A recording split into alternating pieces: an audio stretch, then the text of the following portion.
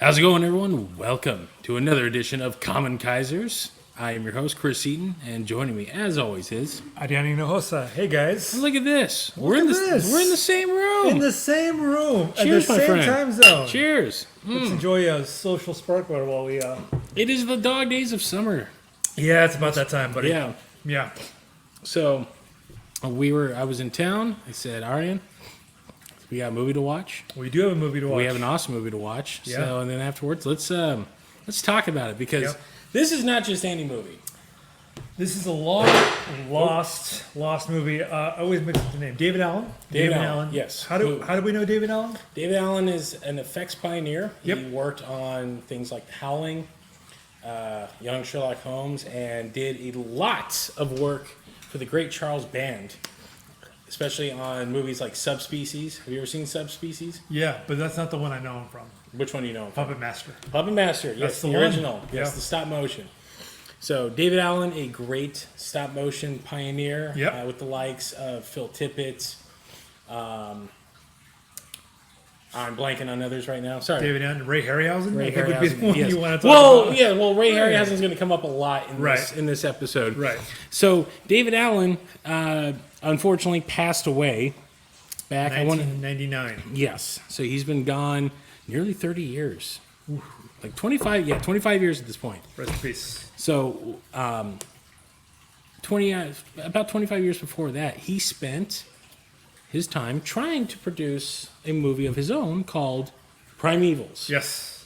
And Primevals is at the time, it was one of those, like, my God, like, it was spoken in words in film circles of nerds that, like, because he would show, like, little snippets of stuff that he would work on. Mm-hmm. And when you would see it, you're like, this looks amazing. Like, what is this? He's like, it's a little movie called Primevals I'm working on. But can never get the funding together. It started and stopped several times. And it was pretty much one of those, like, lost cause movies.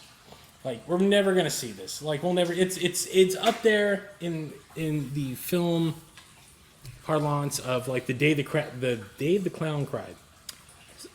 Yes. It's made... Yeah. But we'll never see it, kind of thing. Right.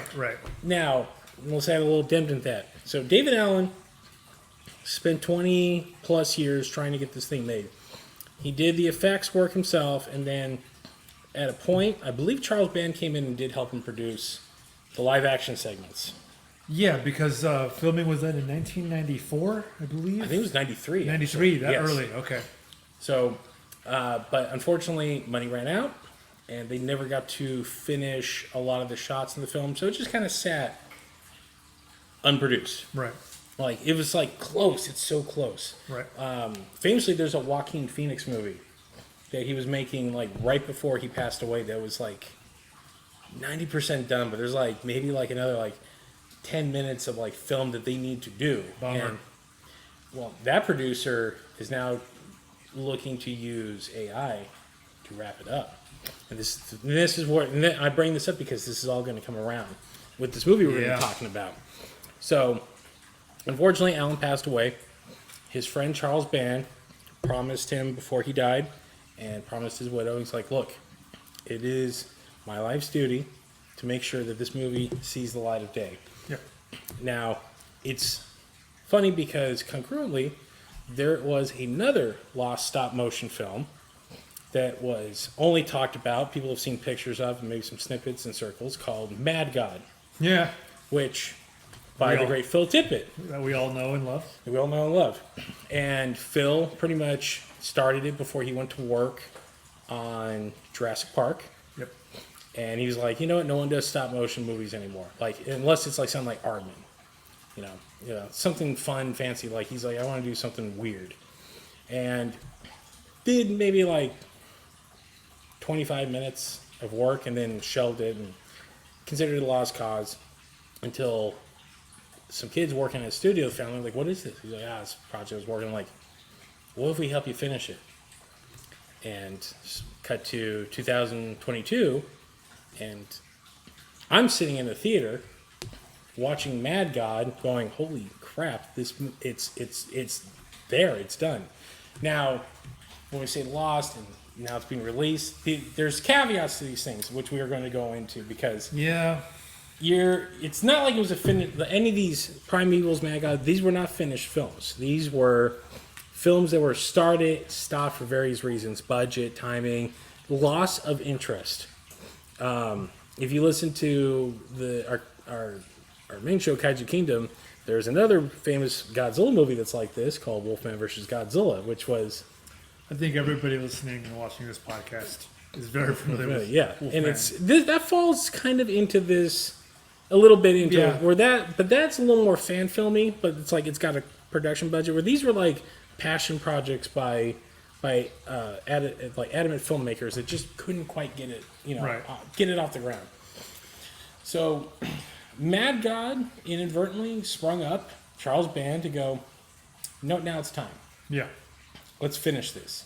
And Charles Band, if you're not familiar with his work, runs what? Full Moon Entertainment. Full Moon Entertainment. And what is their most famous output, would you say? Puppet Master. Puppet Master's one of my good friend Sergio loves Puppet Masters to death. Who doesn't love Puppet Masters? Puppet Masters is fun. It is.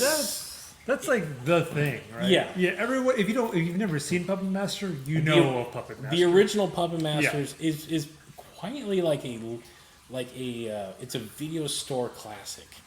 It's exactly what it is. Yes, it's a rental classic. Yes. It is 100% a rental classic. Yes. Because it's such a delightfully little, like, just angry, vindictive movie. And you're like, so pretty much it's like Chucky, but they don't talk and they're like actual toys, which spun off a whole franchise. I'm pretty sure it's what keeps Full Moon, like... In business? In business, yeah. Because I think we're at, like, 13 different Puppet Master movies at this point. And like 2 spin-offs. Look, I know there was one movie called Puppet Master vs. Demonic Toys. Yes. And I was like, wait a minute, there's another franchise called Demonic Toys? Yes. The whole Full Mooniverse right now is Evil Bong and Ginger Dead. I would say Full Moon is more of a thinking man's trauma. Trauma is trauma, like Lloyd Kaufman knows. He's like, look, we make schlock, but we make beautiful schlock. We make dirty, like especially in the 70s and 80s with the whole underground scene. You want something dirty and you want something that's offensive, and this is not what we call highbrow entertainment. Have you ever seen Father's Day? By Trauma? Or Lloyd Kaufman at least shows up in it. The one from 2011? That's about the time. I think that one is actually done by the guy that made Psycho Goreman. Yes, I have seen Father's Day. That's a greasy movie. Yeah. That's exactly what they are. Trauma makes greasy movies where Full Moon makes how do I put this? Full Moon makes they make movies that look like you ordered a better movie off Wish. Now, sometimes you get something cool, like ordering off like AliExpress or something like that. Like, I ordered this, that looks like what I ordered, but there's something slightly off about it. Look, I watched Pre-Hysteria a ton of times as a child. Same. Yes, which I think the great David Allen worked on. He did the stop motion on it. I think so, yeah. Yes. But that was Full Beam or Moonbeam. That was their family division. Because, let's be honest, a lot of kids were renting Full Moon because... Yeah, like, it's Full Moon Entertainment. Yeah. Like, that's got to be free. And my dad rented me a bunch of those when I was a kid. And I'm watching, like, Puppet Man. I'm like 8. I'm like, this is not for kids. But I'm kind of into it. I'm kind of into what's going on here. Subspecies, ancient vampires with, like, little goblins that, like, help them out. Little freaks. Castle Freak. That's the word I was looking for. Castle Freak's a good one. Let's see. What's another great... Transfers? No. Actually, I think Transfers is a Full Moon. Is it? Yeah. Yeah, because here's the thing. Charles Band's been in this business for a long, long time. Before he even did Full Moon, he had, I want to say, what was the name of his production company? It was like... It's the guys who made Robot Jocks, right? Yes. Yeah. He produced Robot Jocks and Robot Wars. I want to say it's not canon. Look, internet. We got it right here. But... For those who've never seen Robot Jocks, let me see here. Yeah, this is hard. This is great potting right here. Sorry, pulling this up. And this was by Empire Pictures. Thank you. Which was Band's production house before he sold it off and started Full Moon. So Full Moon, known, and especially, and Band himself has even said, like, I make cheap movies. Like, he is the... Some would argue he is the heir apparent to Roger Corman, except he didn't create as many careers as Roger Corman did. Let's just put it like that. Yeah. But the man has passion for what he does. He clearly loves making movies. He's made several of the Puppet Master movies himself. But he's better known as a producer these days. Right. I've actually met Band twice at Comic-Con. Oh, really? Yeah, he's a super cool dude. I've heard other people I've talked to have told me stories. But when I talked to him on those two occasions, one with my buddies, like the 2002 Comic-Con. I wonder if there are people born after 2002 listening to this podcast. And if you are, then welcome. Yes. So we're at 18-year-old Chris is at the 2002 Comic-Con with his buddies and his friend. So old. I know. Oh, believe me. Who was at that con? Who was it? That was my first 4-day con. Yeah. Like, I was going every year, but that was my first 4 day. Like, Yeah. we got all the time in the world. And my buddy Sergio only brought... that story. Yeah. So he brought like $400 with him for, the 5 days. Spent $300 of it at the Media Blasters booth on a giant trash bag full of hentai. And then went over to the Full Moon booth, met Charles Band, and bought his deluxe Puppet Master set, which had just come out. So I was there with him, and he's like, he was going on. He's like, I love Puppet Masters. It's so cool. He's like, yeah, thanks.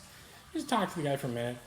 Addendum to that story, sad thing that happened was Sergio, like 2 hours later, set his bag down with the signed Puppet Master set, and some asshole stole it.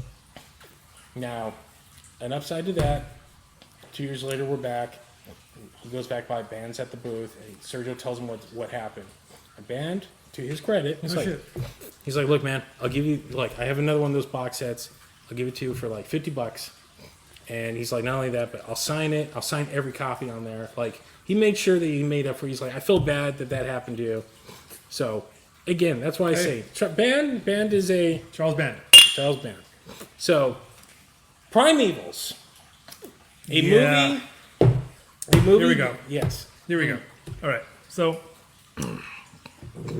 let's talk about Primevals. That's why we're here tonight. That's why we're here. So all that build up, we are talking about the lost film that is Primevals. That is now available to watch via Amazon Prime. Amazon Prime. That's how I watched it. Yes. Oh, look. It has a physical release coming out later this year. For $10, I've spent my money on. I spent my money on worse ways. Mm-hmm.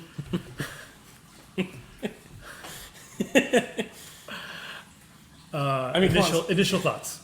Initial thoughts. Look, I am an easy mark for a lot of stuff. Case in point, our mutual friend Chris Mowry. Yeah. When we watched Godzilla vs. Kong, he came out. He's like, "What'd you think?" I'm like, "Man, I'm such a mark for this stuff. You could have the dumbest thing on the planet, which I could tell. He could like, this is pretty stupid. Like Godzilla's blasting. Like he literally talked. He's like, all right, man, this is the make or break point when Godzilla blasts the hole into the hollow earth. I'm like, you bought into it? I bought into it. Yeah. I'm all into it. Look, there's a part of me that loves film because it kind of brings out that wonderment as a kid. Right. But then there are times where, like, I'm watching Furiosa and I'm like, I know you're in the outlaw, you're in the wasteland, but there's certain things going on here that I just can't buy into. Right. So it's hit or miss. No, I knew what this was going to be going in.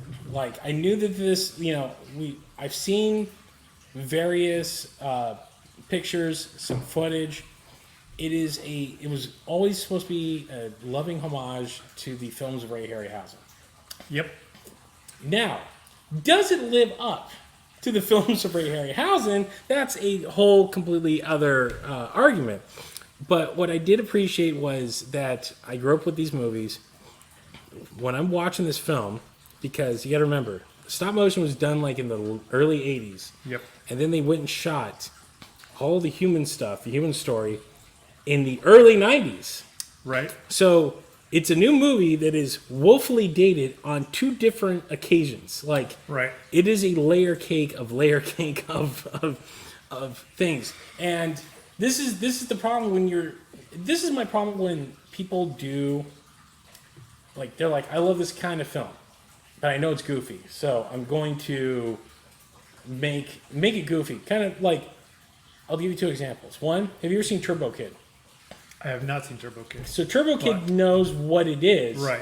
but doesn't play it straight. They're like, we know this, and they're winking at you the whole time. Right. Where Psycho Gorman knows Right. exactly what it is, but plays it straight. Right. And that's why I think Turbo Kid fails where Psycho Gorman works. Right. Because all these movies that we love, all these dumb, stupid movies that do these, and I say that lovingly, by the way. I get it. There's no judgment. Yeah, we all get it. But you have the key to it is you are serious in what you are trying to accomplish. You are earnestly trying to do something here, and yes, it might come off goofy. It's why The Room is such a cult classic, because Tommy Wiseau legitimately thought he was making a movie. So I'm watching Primevals. I'm like, they are overtly earnest in what they're accomplishing here, because then what they're obviously trying to accomplish. We're trying to make the next Ray Harryhausen like monster movie. Now you're trying to do that on a budget of about $300,000, and you're doing it with a lot of actors who really have no business acting. But that said, if you can get past the fact that it's written like a 1960s drive-in movie, shot in the 80s with effects, shot in the 90s with effects from the 80s, you can look past all that and you can see that there's a gem in there. Now, does it work all the time? I would argue no, but overall, I personally enjoyed it because I understood what they were trying to get at. Now, opinions vary. Arian. Okay. Have you seen Planet of the Dinosaurs? I have. I feel like that's a stupid question. Yes. Okay. Okay. They're movies. All right. The great Joe Bob Briggs have said the only bad movie is a boring movie. 100%. This movie gets boring at times. Yeah, I'll agree with you. There's times like the opening sequence is amazing. 100%. Oh, amazing, and then it just kind of meanders a little bit. For a movie that's 90 minutes, it is literally 90 minutes long. Is it really? Yes. Oh, to the point? Yes.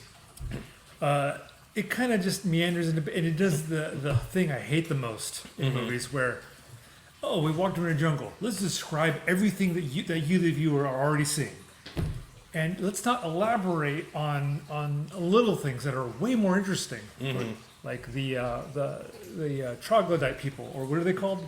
Oh, You know what I'm talking about, yes, right? yes. And the set that they built for that, like that's amazing. Let's go in more into that. No. Let's keep the movie going. Unfortunately, there are parts of this movie that are good, and there are parts of this movie that just drag. It's not even a slow burn because you're like, oh, man. There's times where I caught myself on the phone like, tell me more about Primevals. Oh, great. This who's the lady? The explorer lady? What's her? The British lady who's in a completely different movie from everybody else. Her name is Juliet Mills. Her name is Claire. Sounds about right. Yeah. And then you get the Han Solo of the group. Hold on a second. Let's talk about this one. So I'm watching this with my brother. Yeah. And so we're only about 20 minutes in. Okay. And so they set up everything. So basically, the opening movie is a group of Tibetan? Sherpas, Nepalese Sherpas, fighting a Yeti. A really cool looking Yeti. Yes. And you can clearly tell, like, they are doing all the old style Harryhausen cutaways and stuff like that. This movie does hit the ground running at first. You're like, man, I'm in. Yeah. But here, I'll tell you this: when they cut to the credit sequence, already I'm like, oh no, Charles, like, because you can. This is the thing that's painful with this movie is that you can tell when Charles came in there, and I'm trying to finish this for my friend. but I am not matching Yeah. what he shot. Yes. I am using things because I want to gussy this up a bit because now I have a vested interest Yeah. in making some money off of this. Yeah.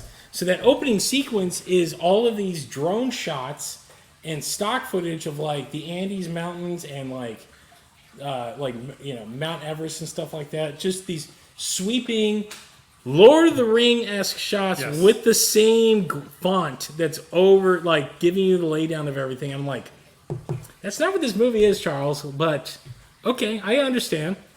It's too new. It's too new to what we takes you out just of it. watched. It does. It's a little. It is jarring. So we cut to somehow the Yeti that was viciously murdered by these Nepalese people is brought, much like King Kong, to the modern world where it's shown off. Now, here's the other thing too. I don't know if this is an error or what because they never explained it.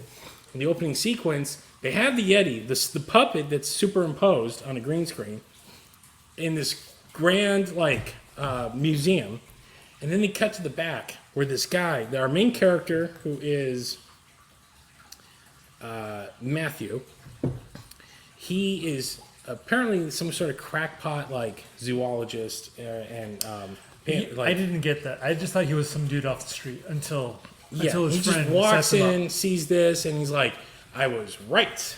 And like, there are Yetis, and he actually comes across with this wild conspiracy theory that Yetis are, might be a bigger thing. Like they might be genetically engineered by like an ancient civilization, and you're like, we'll get into that. yeah. So they go to Nepal because he tells the Whoa, time out. Wait, Time out. You glossed over. Oh, the back room, because apparently they have the Yeti stuffed on the front. Yeah. But in the back, they have his full skeleton, brain, organs, everything else. I'm like, wait a minute. He's sitting right there, but then what is going on? Yeah. So this is all this 1950s lab, like abominable science stuff going on in the background, and they're looking at like this thing's brain, and they're like. I'm still with it. I'm still with it to the point where they show you the brain. Yeah. And they say someone's been messing with this Yeti. Yeah. Someone poked a hole in here to whatever. They find trauma to it. Yeah. Let's go. Let's go. So here's the mystery. Here's what we're trying to figure out. Now this thing too, they're assuming there are more Yetis already off the bat. Like, well, there's one. There has to be more. Right. So that's the assumption already. I'm like, most of these, and that's the thing with most Bigfoot movies, and it's always just one. Like, there's always just one out there, like, which never really explains anything. Like, there's one living. Yeah. Good Yeti movies. Yeah. Good Bigfoot movies. There's one. Yeah. Crappy. There's like 12 of them. Yeah. Well, did you ever see Abominable? Abominable. Is that the one with Lance Henriksen? Actually, yeah, I think he's in it for like 5 minutes. Yes. He's one of the hunters. Yeah. It's got a really cool. Is there more than one Yeti? In the end, there is. Yeah. Okay. But then there's a main Yeti. So they're like, okay, we have to go to Nepal. We have to go to the mountains, and so this is a story. Like, now this dude is trying to prove his theory that these things might not be natural, and that it goes deeper. They're alluding to that, like, humanity might be genetically engineered. So they're taking like wild leaps off the bat. Just setting all this up. There's a lot of dialogue setting up everything. So they Indiana Jones their way from Boston to Kathmandu, which Kathmandu looks like it's Van Nuys. I was about to say it's Van Nuys. It's Van Nuys because he shot it.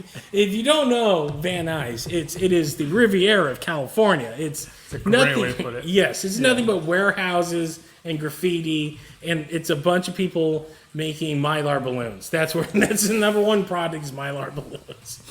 So our hero is attacked by these thugs. Is mugged by these thugs, who was then saved by the Han Solo of this movie, whose name, are you ready? Rondo Montana. Let's go. My brother at that point just went, I'm in. I'm 100% in. I'm like, Rondo Montana. I'm like, okay, you guys aren't even trying, but I love it. I appreciate it. This is my This is my jam. We're 20 minutes in this movie. I'm like, all right, I'm in. I'm all in. It's on going this. at a good pace. It is. Yeah. And Rondo doesn't want to do the job. No, he never does. No. But they convince him, like, no. Because now that the Yeti's on display, more will come. Yeah. And hold on, no, my favorite part is, okay, you either want to hunt two things. Yeah. An elephant Yeah. or a Yeti. I'm like, oh man, this guy's in. He knows. He knows. Yeah. So our heroes show him 2 or 3 Xeroxes to Explain what's going on. and he's like, all right, I'm in too. Right. Yeah, all yeah. right, let's go. Yeah. Because at this point, the world knows that Yetis exist. They've made it abundantly clear, but apparently no one was paying. Again, you have to remember, this is 1993. There is no internet. But the whole thing was like, the whole press conference was like, hold on, so only your scientists get to look at the Yetis? Yeah. Our scientists get like, oh no, trust us. Trust this paper because there is no internet. So like this paper will explain everything there is to know about Yetis. 100%. Yeah. Oh my god. So again, that's the thing when you're watching an old movie. It's not like when you're watching Terminator 2 and you're like, wait, where are all the cell phones? Like, oh no, because Terminator 2 did the smart thing. It's set in 1991. Right. So that way, it tells you off the bat, this is 1991. Computers are not computers today. So when you watch it, you're never taken out because, oh no, I know where I'm at. Right. That's why those movies are timeless. But when you're doing something like this, where it's like we're being ambiguous, it's now horrifically dated. So they fly to Nepal, where we meet the brother of one of the guy from the beginning. Yeah. What's his name? I forget his name, but the main Sherpa, gets murdered by the Yeti, and his brother now wants revenge. Right. Now right. he's That's Ahab. Right. He's Ahab. He's got his gun. He's like, I'm going to kill the Yeti that didn't kill my brother, but I plan on killing more Yetis. He looks like Liu Kang's brother from the first Mortal Kombat. He actually does. Right. It actually might be him. I'm not sure. Oh my god. Oh no. So, okay. And then there's this girl that shows up. She was in the beginning too, that was living with these Sherpas. But isn't a Sherpa. Isn't a Sherpa, but she's apparently friends with our hero. Sure. So they all get together and they're like, we got to go into this mountain range because this is there were other sightings up there. That's the first place to look. And this is, I know where you're going. This is where it gets boring. Because now we have a lot of establishing shots of beautiful mountains that clearly they were not there to film because they just pulled it out of a stock footage library. Sounds about right. And they are clearly up in the hills. So I don't know if they shot this like in Bulgaria or something like that, because there's definitely scenes that look like they weren't shot locally. Either that, or they went up to they went up north, because there are definitely shots like if you know your California landscape, they look like they're up in the Sierra Nevadas. I doubt that. I think I'm going to lean towards like Hungary or Romania or somewhere. Yeah, those shots look like they're like out there in Hungary or something like that. So they're definitely not. You're not like on the base of Everest or something like that. And they clearly shot like during the spring seasons because it's supposed to be like this big snow-capped thing. Like when you think of your like when you think back like when Harry Hasman shoot the stuff. Right. Like the Arctic scene in Beast from 20,000 Phantoms. Like, you felt like those guys, even though they're on a set somewhere, they went above and beyond to make it feel like, no, you're in the Arctic tundra. Yes. And then here's the radiosaur, like, the snow is blinding it, but you get an outline. Hold on, how did you say it? I'm drunk, so it's the radiosaur? How's it pronounced? The retisaur. Retisaur, thank you. Is it? Did you say radiosaur? I think I did. Okay. I've had a couple of beers. So there's some shots. It's just a lot of dialogue. There's a lot of dialogue explaining what you, the viewer, are already seeing. Yes. So it's like, look at these. We are padding time here. Yeah, and you said it's a 90-minute movie that could have been 75 minutes and probably would have done the same. Yeah. This is not a theatrical release right here. So and that's the thing when this is what I love about V cinema in Japan. They're like, you can do 50 minutes and that's all you need. Right. We just reviewed a 50-minute movie. Electric Dragon? Yes. Hell it was yeah. 50 minutes and it was right to the point. Like, Hell yeah. But for some reason American movies like, no, 90 minutes. Like if it's going direct to video, it's got to be some sort of NTSC or something. I don't know. But so we meander about. We get Rondo Montana like going on about Yetis. We get our hero like, no, this stuff. We all the characters doing their character stuff. The girl who's the friend, she's just like worried about all this stuff. Like maybe we are toying with things we shouldn't deal with. Blah blah blah. So they all decide to camp out for the night, and then at some point, the young Sherpa gets up and takes off, and I believe it's Rondo that discovers, hey, we're missing someone.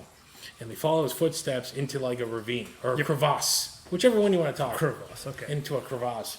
Where finally, after we're about 35, almost 40 minutes into this movie at this point, another Yeti finally shows up.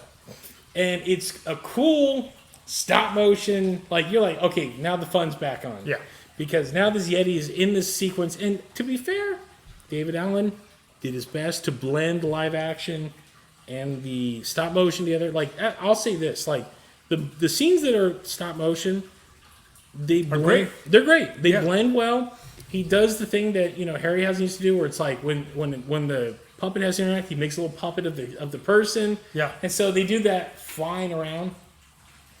So the Yeti, and you can see the Yeti's got this thing on his head. It's got like a little looks like a scar, but it's a little bit more than that. It's like something mechanical. Yeah. There. And it's clearly like violent, and it's thrashing around.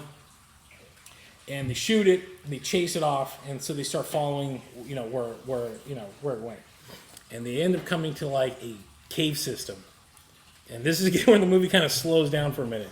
Now by this point, we're pushing an hour. We're pushing an hour into this movie. They go into the cave, and they're just looking around like, oh man, like, that's interesting. But then, as they go deeper in the cave, what do they find? Not a UFO, like a tower, right? They find a tower. Yeah. And again, God bless you, Charles Band. You tried your best. But this is the point where it's like, I have to fill in the shots my friend did not get a chance to do. Yeah. Now, if David Allen had done it, this would have been a beautiful matte painting. Right. But instead, it's a CGI quick render of what a citadel will look like, which is never explained. They're just like, that's interesting. Yep. No one's noticed that before. Let's go there. And they end up falling into like a hole underneath the citadel, never really explaining what the citadel is in the first place. The snow here is amazing. The snow, Yes. it's like... Oh my God!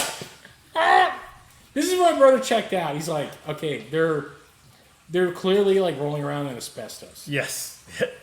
Unfortunately, yes. Because when they fall, like all this is supposed to look like snow, but they couldn't afford. They're not wet. They're not wet at all. It sounds like paper, but it's not paper. And like they just took asbestos. It looks like packing peanuts. Yes, 100%. And you can hear her like slosh around. I'm like, you guys could have at least edited the sound out, like, just a little scrubbing here and there. But no. Depending on your view, it's either charming or it is low key. I was mildly annoyed at this point. Yeah. So look, at this point in the movie, I'm pretty sure I just pulled out my phone and was looking at research. So I was checked out. Did anything happen for the next 10 minutes? No, they go wandering and they find. What do they find? They find a. I don't know. I looked up and it was a UFO. It was the UFO. It was a UFO. No. It was UFO, but then but it has like a wooden ladder. It's like held. It's propped up by. Wait, so didn't they go into like a sunny part of town? Oh no! You're right. So after they fall out of the citadel, they come into. You're right. I'm missing again. We've been drinking. They come out after they fall down, and there's a valley. It's like a savage land. Yeah. So hidden in between, behind the citadel, which by the way, satellites exist at this time of like you would have known something like. But there is this valley apparently in the end in the Himalayas that is a lost area. It is a that here. That's right. I'm skipping forward. I forgot too much. So as they're exploring, they come across a tribe of troglodytes. Yes. Which are pretty much dudes in ape suits, just kind of like moving around against. Which I couldn't. This is the part. I'm like, that could have been the movie, man. Is this new? Like, then this is the other thing. Like, is this new or is this old? I can't tell. Because some of it looked new, some of it looked old. Well, Here's the frustrating part of this movie, where the troglodytes are great. They look like they came out of the movie Congo. Yeah. And they built a set with like these huts. I'm like, oh, this is great. Yeah. But it's just like, the whole sequence is maybe 5 minutes. And it really doesn't go anywhere. Doesn't really tell you much. Other than they leave, they Yeah. go camp, and then they come back in the next morning. And they're all dead. They're all dead. Like, the village has been ransacked.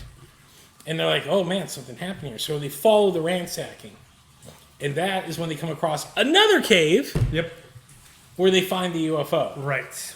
No explanation. No explanation. They're like, oh, well, They look just at keep that. going. They just see how far we go. And by the way, no one's ever like they comment on you're right. They comment on the things that you're seeing right there, and then they're like, all right, then let's move on to the next thing. It is an ABC kind of. Oh, let me get this skin sample from this troglodyte. Yeah. Let me just, like, all So right, now they're like, okay, let's so there's go. Yetis and there's troglodytes, and the main dude's like, maybe they're related, like maybe this is this valley is a petri dish of like proto-evolution kind of thing.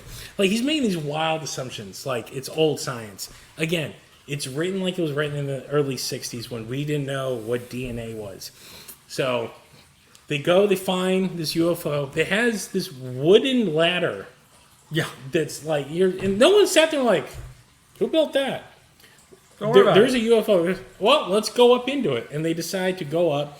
They leap behind the girl and our Sherpa friend stay behind. Yeah. He's the one with the gun. Right.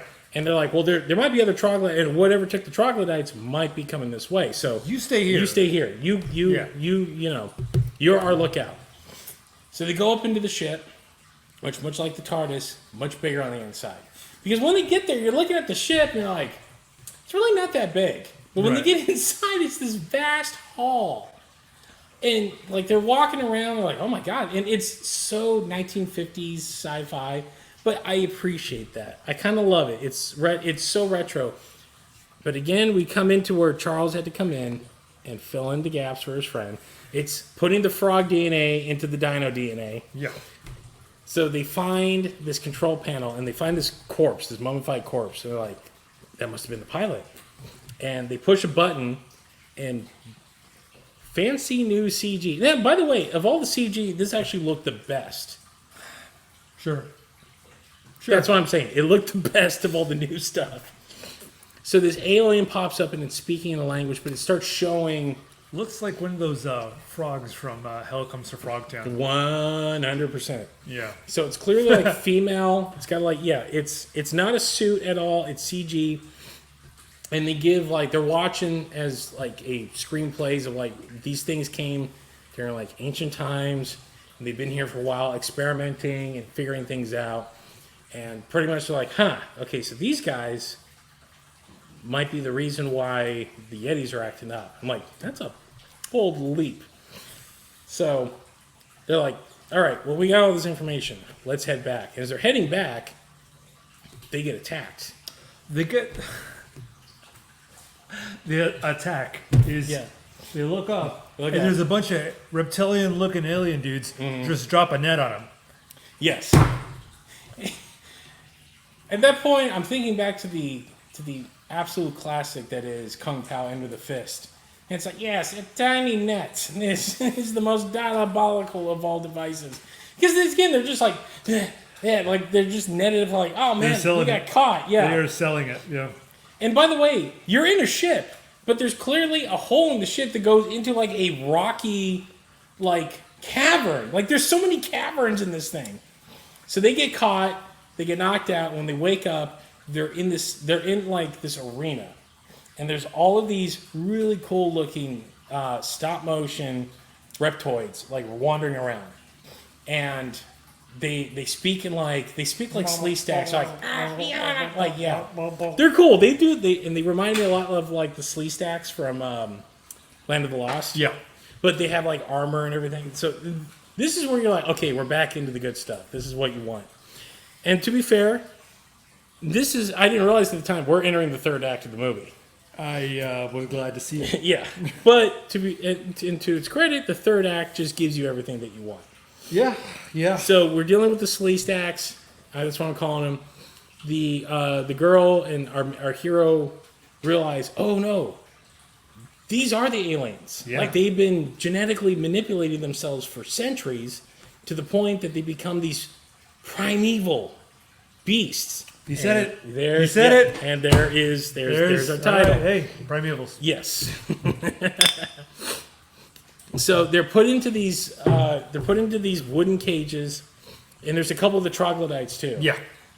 And there's clearly a leader, Sleestack, and like some other members, and there's a whole audience watching. It looks like the climax of episode 2, Attack of the Clones. Yes, yeah, it's a very gladiatorial like, arena, and there's a horn that's blown, and these other Sleestacks start pulling this gate up, and who shows up? Another Yeti. Another Yeti. So we're at 3 Yeti. We're 3 Yetis deep at this point. 3 Yetis. But here's the twist though.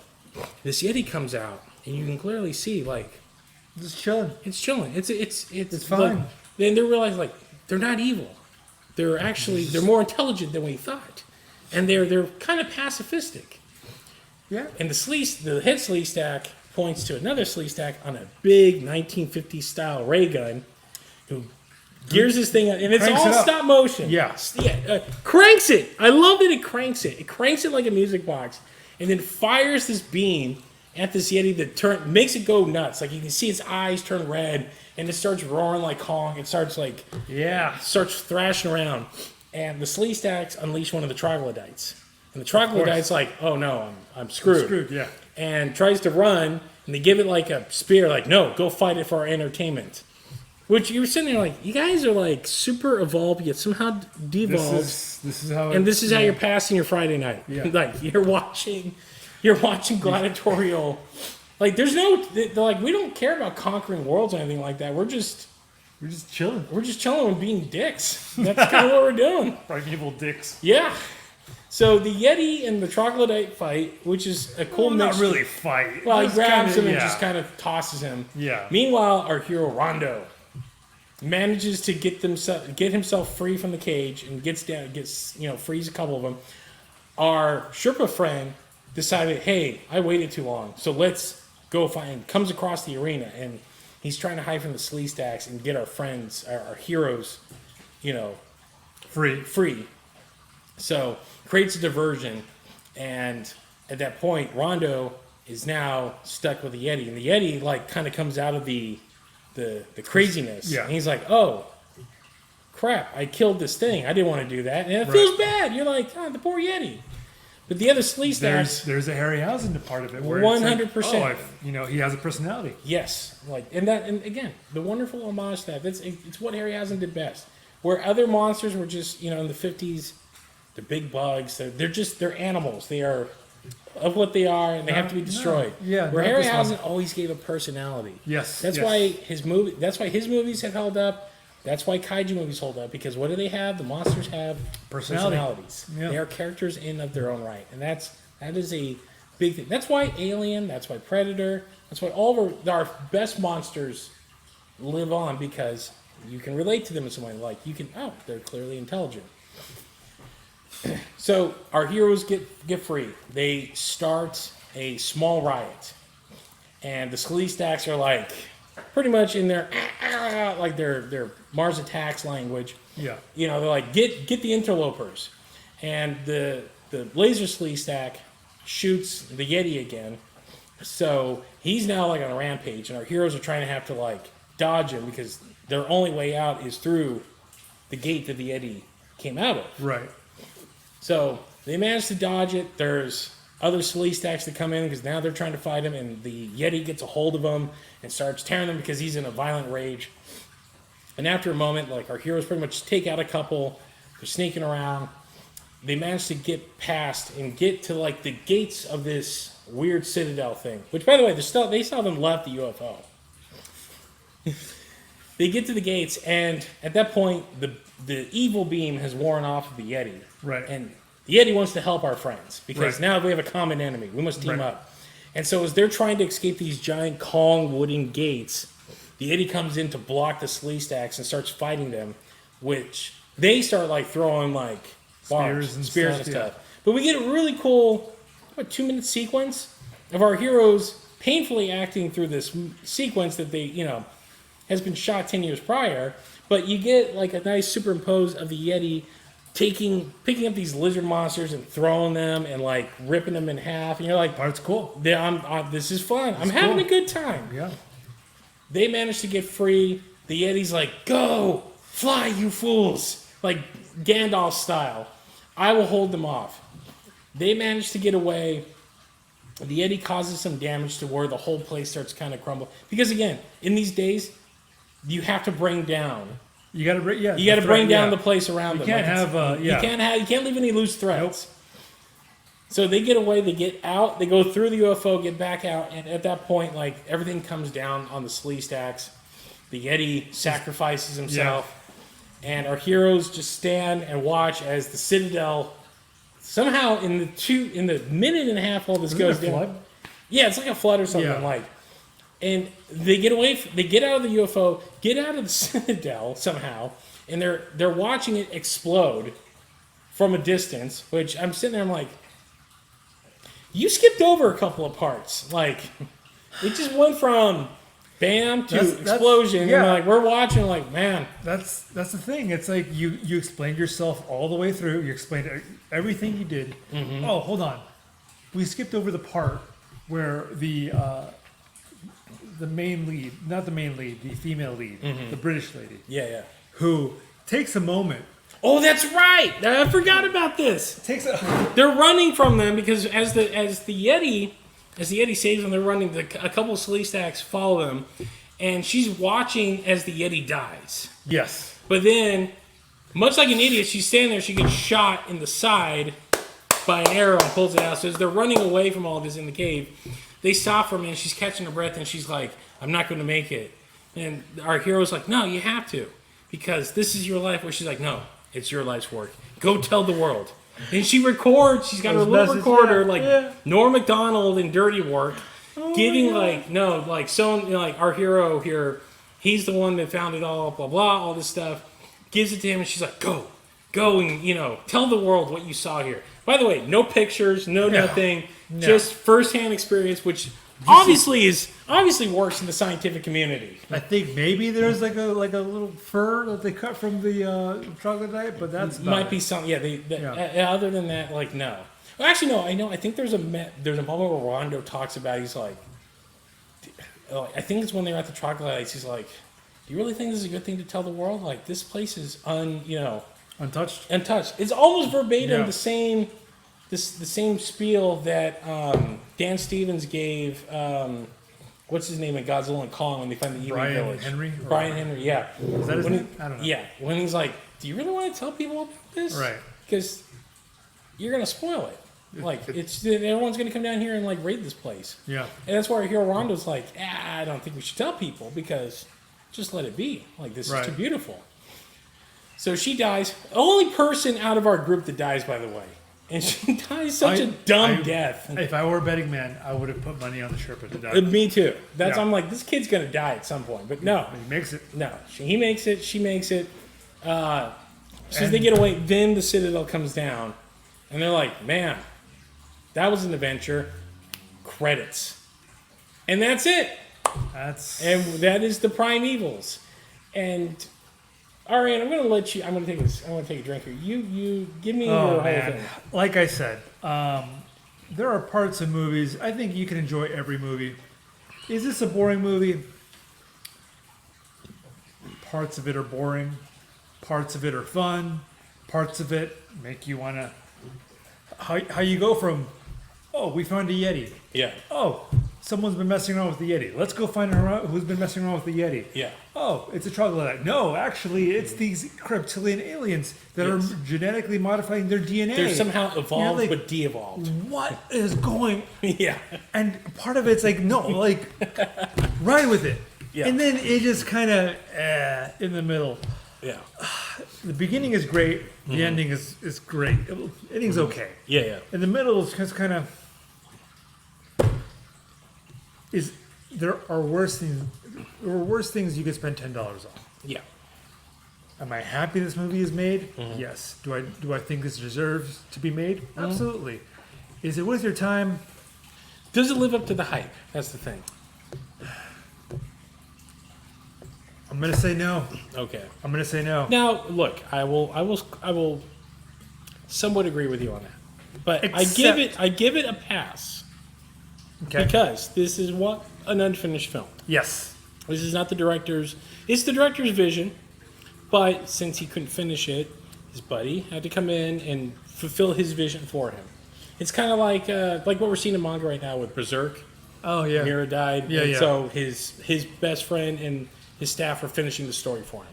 But that's the thing. You're looking and you're like, it's there. I'm liking it, but it's missing that oomph, like that certain thing that Yeah. only the creator could give me. Yes. But that said, as a movie fan who loves these kind of oddities, the story behind it, there's a thing. Like, Yes. The story behind the movie is way more interesting than the movie itself. someone said that about Monsters, Gareth Edwards. Oh Monsters. really? I didn't Yeah. know the story behind it.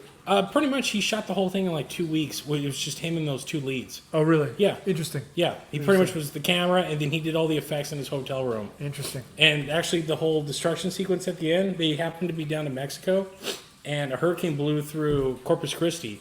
So then they hightailed it to Corpus Christi and shot after, like, a week after the hurricane. And so the monster destruction is all this hurricane destruction. So they're like, they struck out. They're like, oh, I don't have to create this. We can just walk through this neighborhood that's just been completely slammed by a Cat 4 hurricane.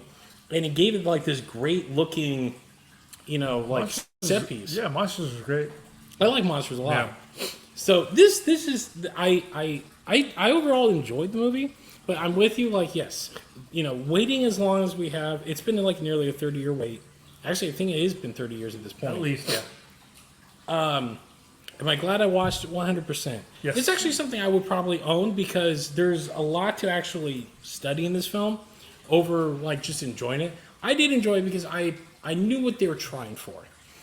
I do think that's going to be lost on a lot of younger folks who watch it, unless you are really steeped in old school monster movies. Unless you're a nerd. This This you movie's gotta for be a nerd. nerds. This is 100% a nerd I movie. say that with all the heart, all the love, and all the whatever, but this movie's Look, for I nerds. said the same thing about Mad God. Mad God It is a movie for nerds. It's 100% movie for Yeah. nerds. Like, this is a film buffs movie. Like, and not only that, like when I was sitting in Mad God, I thought this movie was like 30 minutes long. No, it's 95 minutes, and I'm like, this is going on a long. Like, holy crap! And much like this, they had to fill in new stuff for it, with modern techniques. Right. Let's talk about the techniques. What did you think of the stop motion? At first I was like, oh, this is really, really good. Mm-hmm. And here's the deal. Like, when you look at stop motion, you think of Yeah. Harryhausen stuff. You think of Creator Like Monster, and you Yeah. think of, Laser Blast, and all this. And there's a little bit of jarriness to it. Yeah. This was very, very smooth. Because it was done with AI, right? Yes, there's a new technique. So there's a dude on Instagram. I forgot his name at the moment, but he has been taking like Harryhausen stuff and doing a motion smoothing with it. So it's like it's an AI. it's like a 4K, 8K. Yeah. It's a 4K upgrade, and what he does is he uses AI to fill in like the 2 frames that you're always going to miss when you're Yeah. doing.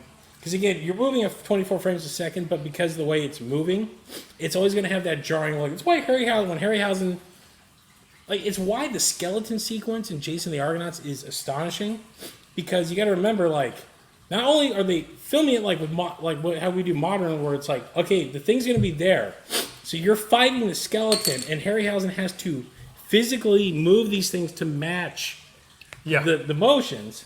But the motions are like, he's not just like, okay, the arm's moving. Like, no, the skeleton is moving at all.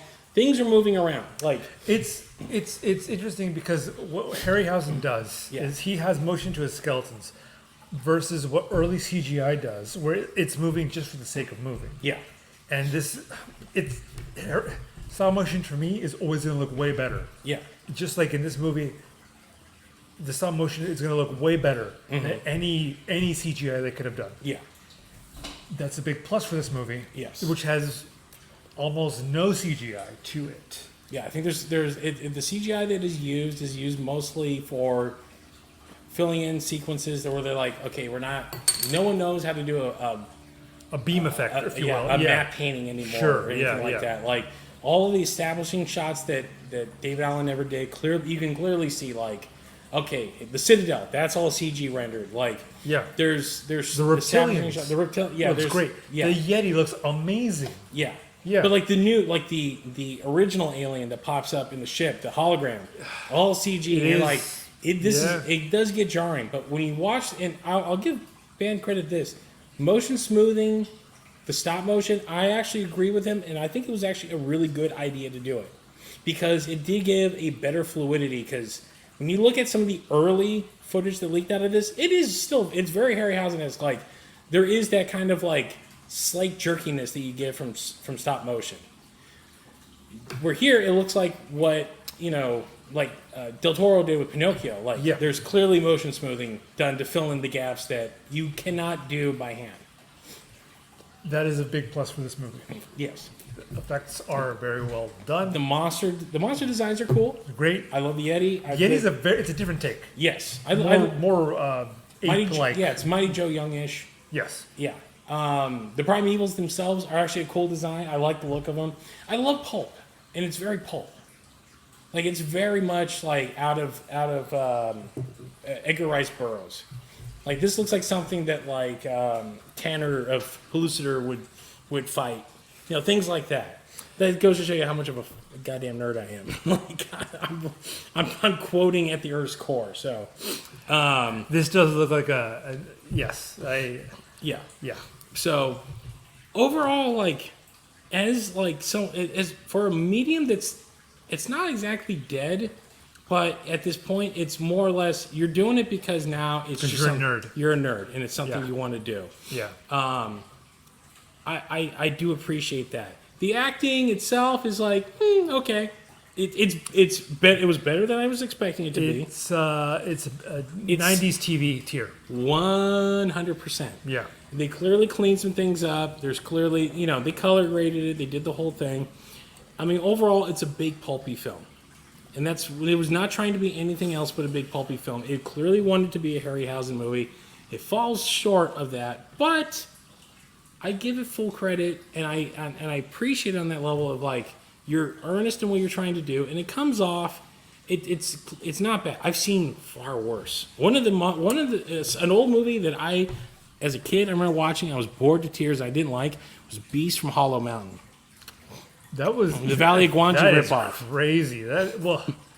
Well, again, I watched Valley of Guanji before, and then my dad's like, "Here, watch this," and like, it's a 70-minute film. 45, 50 minutes of that are just cowboys talking, and then you get like 10 minutes of the dinosaur at the end. Didn't Willis O'Brien do? Willis O'Brien, I That's think, did that one. crazy. Yeah. That's crazy. I think it was just, I need a paycheck. And they only had a budget for that last like 10, 15 minutes for the Allosaur.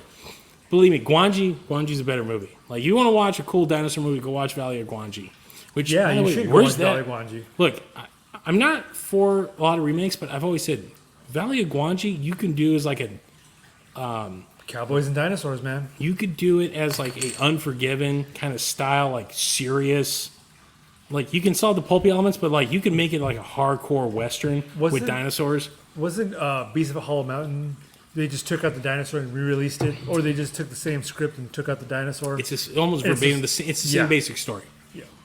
All this shot in Mexico, by the way. Oh, was it? Yeah, all those movies are shot in Mexico because it was cheap to do. So other than Final thoughts. Final on this thoughts. Movie for nerds. definitely movie for nerds. Movie for nerds. I would definitely recommend it to people. If you're a film buff, this is definitely something to watch. It's much like next year, we're getting The Day the Clown Cried, as we talking about earlier. Like, and you believe me, I am looking forward to watching this train wreck. That'll be next year's April Fool's. 100%. 100%. But I much like watching Mad God. I think overall, like Mad God's the better movie.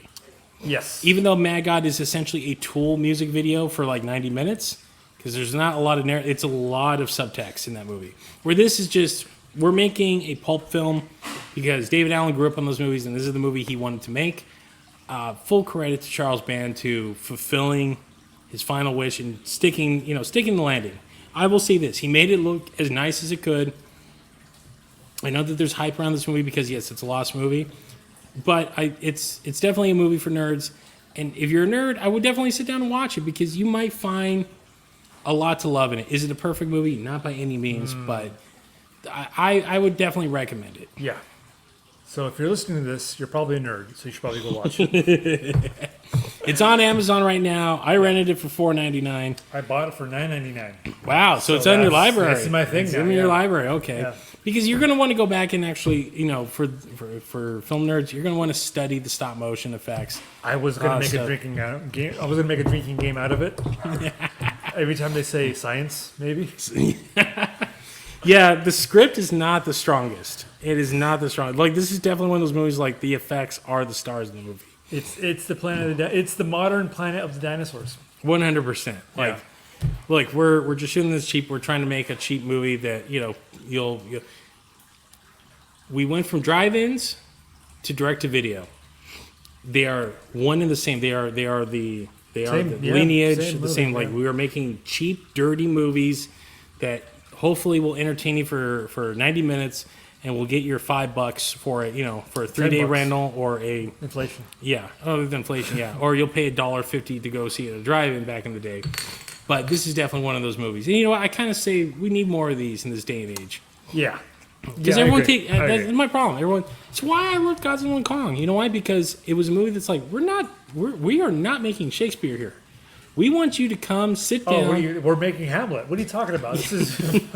We want you to have a good time, and we're giving you a goofy movie, but you're going to have fun. You're going to have fun. Yeah. And I think that got lost amongst the Godzilla community because it was only 3 months after -1, which was the Spielbergian, style Godzilla movie. But you can have both. Yes. I said you can have both. I love -1 and I love Godzilla and Kong. Look, Godzilla suplexes Kong off the freaking Pyramid of Giza. At that point, I'm like, I'm all in. Yeah. I'm all in. I'm having a good time here. And that's what you want. That's why we love B movies. That's why we do this show. I show you things like The Seventh Curse, and you go, Have you seen Rats? yes, 100%. All right, guys, we're gonna wrap this up. If you liked what you saw here, we are on social media. You can find us on X at the Kaiju Kingdom, Instagram at the Kaiju Kingdom, Facebook.com/the Kaiju Kingdom podcast. Be sure to subscribe to the Kaiju Kingdom podcast if you like the show because they're on the same feed. Arian, do we know what we're doing next? We do, but we don't want to spoil it yet. Okay. We'll tease it on our social. We'll tease it. So hopefully, yeah. I mean, we might be doing more of this. It seems like the flow was better today, wasn't it? Oh, there's no Yeah. And then there's this news anchor 2-minute delay or whatever. Yeah. This is. We might be doing this a lot more. If you like it, let us know. If you hate it, let us know. Let us know. So, Yeah. All right. Well, that will wrap it up. This edition of KAMEN KAIZERS for myself and. Sorry. Danny and Hosta. Thanks for watching, guys. Thank you. We'll see you next time. Bye.